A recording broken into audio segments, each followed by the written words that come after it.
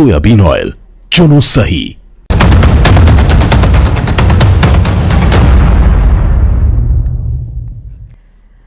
नमस्कार, बहुत स्वागत है आपका। मैं हूं रीनू। सबसे पहले बात करेंगे अहम खबर की। इंदौर में कांग्रेस का अनूठा प्रदर्शन देखने को मिला, जहां बिजली कंपनी के दफ्तर में मोमबत्ती जलाकर प्रदर्शन किया जा रहा है। घोषित बिजली कटौती के विरोध में प्रदर्शन किया गया। बिजली कंपनी पर घटिया उपकरण इस्तेमाल करने का भी आरोप लगा है। मेंटेनेंस में भी लापरवाही का आरोप लगाया गया। मध्य प्रदेश पश्चिम क्षेत्र विद्युत वितरण कंपनी के पोलो ग्राउंड ऑफिस पर किया गया प्रदर्शन। और ये देखिए कुछ तस्वीरें जब प्रदर्शन किया गया है। मोमबत्तियां लेकर पहुंचे हैं कार्यकर्ता बिजली दफ्तर के बाहर। ये भारी लापरवाही का विरोध कर रहे हैं। कांग्रेस का मोमबत्ती लेकर प्रदर्शन की तस्वीरें आप देख पा रहे हैं। अनूठा ये प्रदर्शन है, जहां बिजली कंपनी के दफ्तर के बाहर मोमबत्ती जलाकर अघोषित बिजली कटौती का विरोध करते हुए कार्यकर्ता नजर आए। अच्छा, हाथ पीछे करेंगे आपका, नारे लगा दो यार।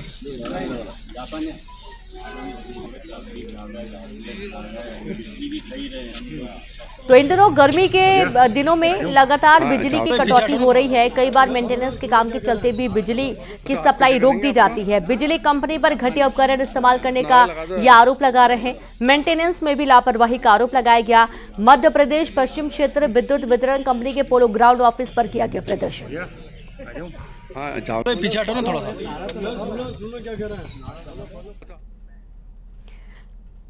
भिंड में चाकू मारकर युवक की हत्या का मामला सामने आया। सड़क किनारे खून से लथपथ मिला शव। अज्ञात हमलावरों ने युवक को उतारा मौत के घाट। मृतक के गले पर धारदार चाकू के निशान पाए गए हैं।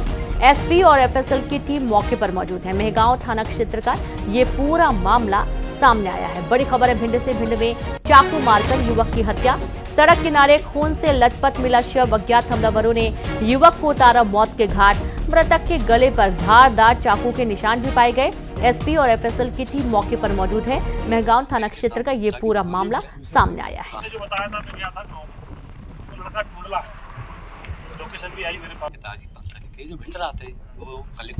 तो चाकू मारकर युवक की हत्या की गई। सड़क के किनारे खून से लथपथ शव बरामद किया गया है। मृतक के गले पर धारदार चाकू के निशान भी पाए गए हैं। और इस दौरान एसपी और एफएसएल की टीम मौके पर पहुंची है।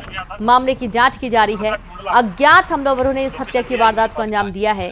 अब ये हत्या किसने की है, क्यों की है, क्या कुछ कारण है, ये पूरा मामला अब जांच का विषय बना हुआ है। पुलिस और एफएसएल की टीम मौके पर है, मामले की जांच में जुट गई है।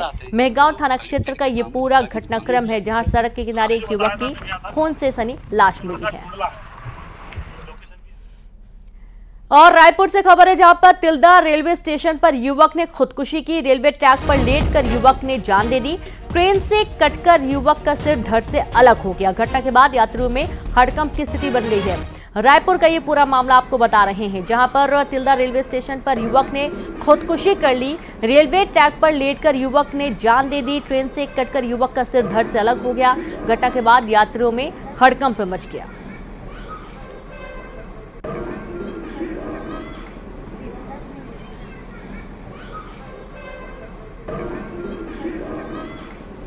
तो देखिए पूरे इलाके में डर का माहौल। रायपुर का पूरा मामला है। रेलवे स्टेशन पर युवक ने की खुदकुशी। युवक का सिर धड़ से अलग हुआ। घटना के बाद यात्रियों में हड़कंप मच गया। और रायपुर में ये पूरा घटनाक्रम जब सामने आया तो इलाके में डर का माहौल भी है। युवक ने खुदकुशी क्यों की है और इतना विभत्स तरीके से खुदकुशी उसने की है, अब पूरे मामले की जांच अब की जा रही है।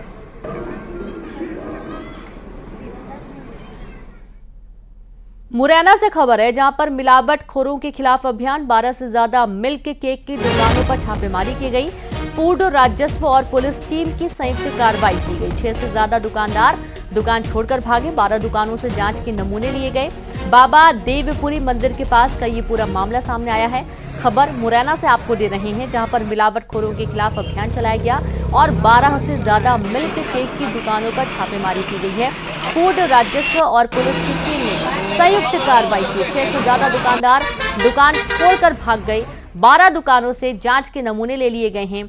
बाबा देवपुरी मंदिर के पास ये पूरा मामला सामने आया है।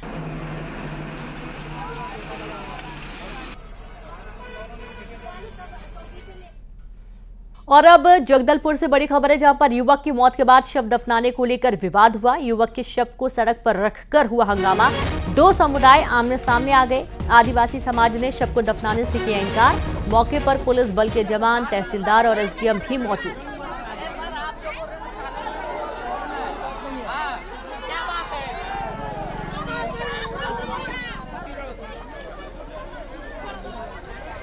तो ये देखिए, जगदलपुर से खबर है, जहां शव दफनाने को लेकर ये विवाद हुआ और विवाद इतना ज़्यादा बढ़ गया कि एसडीएम, तहसीलदार को मौके पर आना पड़ा।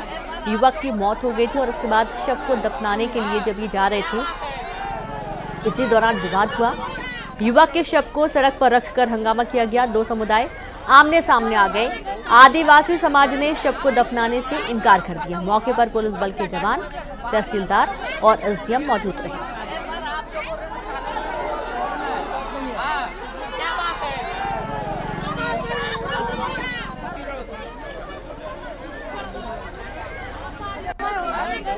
तो देखिए, भीषण गर्मी और इस बीच यहाँ पर किस तरीके से बवाल हुआ। शव दफनाने के दौरान यहाँ दो पक्ष आमने सामने आ गए। एसडीएम और तहसीलदार मौके पर पहुंचे। लोगों को समझाने की भरपूर कोशिश की गई और संवाददाता श्रीनिवास नायडू जुड़ गए हैं। श्रीनिवास, दो समुदाय आमने सामने हो गए, शव को दफनाने नहीं दिया जा रहा था। ये पूरा घटनाक्रम क्या है, विस्तार से बताइए। देखिए, पूरा मामला शहर से लगे हाटगोड़ा पंचायत का है, जहां पर एक युवक है जो महारा समाज का था। वो कुछ समय पहले ईसाई धर्म को अपनाया था, जिसके बाद आज उसकी मौत होगी। मौत को लेकर जब शव दफनाने जो कब्रिस्तान जा रहा था, वहां पर आदिवासी समाज विरोध किया। आदिवासी समाज का कहना है कि ईसाई धर्म को अपनाया है तो ईसाई कब्रिस्तान में ही इसको दफनाया जाए। लेकिन दोनों के बीच में, दोनों समुदाय के बीच में काफी विवाद उत्पन्न हुआ, जिसके बाद मौके पर तहसीलदार, एसडीएम और पुलिस के बल तैनात हो गए और दोनों पक्षों को लगातार समझाइश दी जा रही है कि मामला जल्दी सुलझेगा। क्योंकि ये धर्मांतरण का मामला है, काफी गहराता जा रहा है और इसको लेकर जो जिले के जो वरिष्ठ अधिकारी है मौके पे पहुंच गए। फिलहाल जो शव को बीच सड़क में रख के जो ईसाई जो समाज के लोग हैं वो प्रदर्शन कर रहे हैं और वो कह रहे हैं कि जहां पर उनके माता पिता का शव को दफनाया गया तो वहीं पर इनके बेटे को भी शव दफनाया जाए। लेकिन जो आदिवासी समाज है इसका विरोध कर रहा है। आदिवासी समाज चाह रहा है कि जो शव है इसको ईसाई समुदाय के लोग अपने कब्रिस्तान में दफनाए। लेकिन दोनों को पक्षों को लगातार विवाद को देखते हुए पुलिस प्रशासन अलर्ट हो गई है और प्रशासन के पूरे अधिकारी मौके पे मौजूद है। जी बिल्कुल, बहुत शुक्रिया आपका श्रीनिवास तमाम जानकारी साझा करने के लिए। न्यूज 18 के साथ खास इंटरव्यू में अमित शाह ने केजरीवाल के उस बयान पर निशाना साधा जिसमें उन्होंने कहा था कि 4 जून को अगर इंडिया गठबंधन की सरकार बनी तो उन्हें जेल नहीं जाना पड़ेगा। अमित शाह ने कहा कि केजरीवाल 4 जून को जेल में ही रहेंगे। अरविंद केजरीवाल अपनी रैलियों में अक्सर कहते हैं कि 2 जून के बाद मैं जेल जाऊंगा नहीं जाऊंगा, ये तय करेंगे 4 जून के नतीजे। इंडिया अलायंस अगर सरकार में आता है तो मुझे जेल नहीं जाना पड़ेगा। जहां तक मेरी समझ, उनको 1 जून को ही जाना है, सरेंडर करना है, तो 4 जून को तो वो जेल में ही होंगे। लेकिन आपने भी एक स्टेटमेंट दी कि ये स्पेशल ट्रीटमेंट है। नहीं, मैंने तो जजमेंट के बारे में जी, केजरीवाल जी के बारे में नहीं किया है। क्यों आपको लगता है कि ये जजमेंट खास है? देखिए, किसी भी व्यक्ति को अपने कामकाज के लिए इस तरह से इंटरिम बेल नहीं मिला है। मानो कोई चार्ट अकाउंटेंट होगा, कोई इंडस्ट्रियलिस्ट होगा, कोई किसान की बुआई का समय हुआ होगा, कोई हज्जाम की दुकान चला रहा होगा, तो उनके भी तो कामकाज है। उनको इस प्रकार के इंटरिम बेल कभी नहीं मिले। केवल 2 चरणों के मतदान बचे हैं और 4 जून को नई सरकार का चुनाव करने के लिए भारत पूरी तरीके से तैयार है। जानिए कैसे भारत का चुनाव आयोग ये सुनिश्चित करने के लिए हर संभव प्रयास करता है कि हर कोई अपने अधिकार का प्रयोग कर सके। देखिए हिस्ट्री टीवी 18 की documentary inked the great Indian election premiere हो रही है आज शाम 7 बजे। पेश है उसकी एक झलक।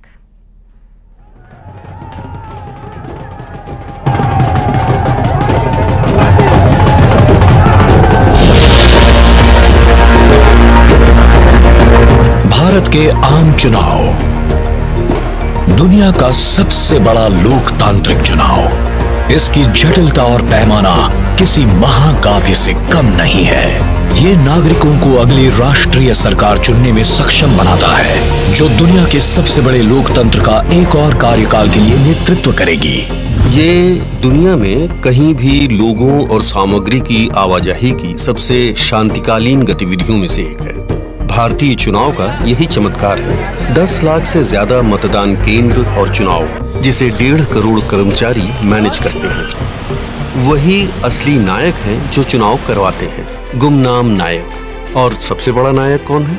मतदाता, जो मतदान केंद्रों पर लोकतंत्र के उत्सव की तरह इसका आनंद लेते हैं। ये देश के निर्माण में सबको एकजुट करने वाली सबसे बड़ी शक्तियों में से एक है।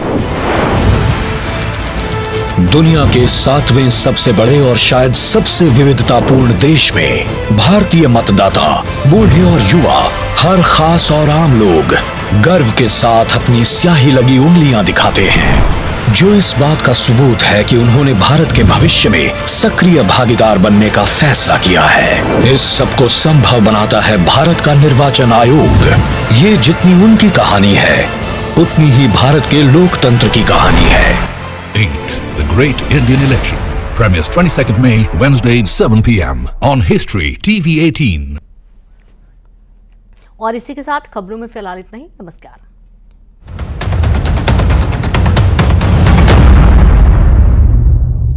चुनाव में पहली बार